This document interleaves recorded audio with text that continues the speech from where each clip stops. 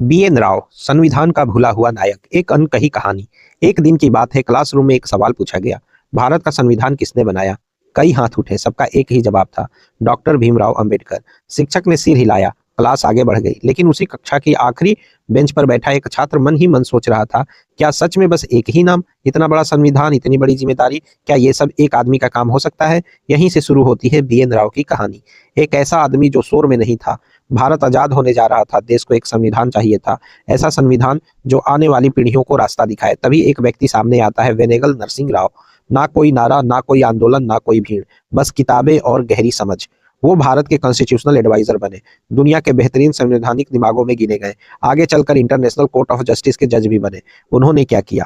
उन्होंने दुनिया के 26 देशों के संविधान पढ़े, अमेरिका, ब्रिटेन, कनाडा, आयरलैंड, हर मॉडल को समझा, परखा और भारत के लिए ढाला। और फिर भारत के संविधान का पहला ड्राफ्ट किया। हाँ, पहला ड्राफ्ट, ये कोई राय नहीं, ये इतिहास का तथ्य है। फिर डॉक्टर अंबेडकर कहाँ आते हैं?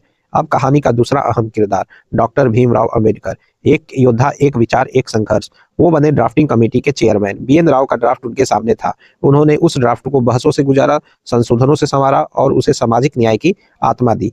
दलितों के अधिकार, अल्पसंख्यकों की सुरक्षा, फंडामेंटल राइट्स की मजबूती, ये सब अंबेडकर जी की वैचारिक लड़ाई थी। सच यही है, राव के बिना अंबेडकर अधूरे हैं और अंबेडकर के बिना राव का ड्राफ्ट अधूरा था। फिर सवाल उठता है, अगर दोनों जरूरी थे तो फिर इतिहास में बीएन राव क्यों गायब है? क्यों किताबों में उनका नाम नहीं है? क्यों शिक्षक उनका जिक्र नहीं करते? इसके जवाब आसान नहीं लेकिन कड़वे हैं। अंबेडकर एक सिंबल बन गए, भीड़ की आवाज बन गए। राव एक शांत विद्वान थे जो प्रचार नहीं करते थे। राव ने कभी मंच नहीं मांगा, उन्होंने अपने काम को बोलने दिया। और इतिहास वो अक्सर सोच सुनता है, खामोशी नहीं।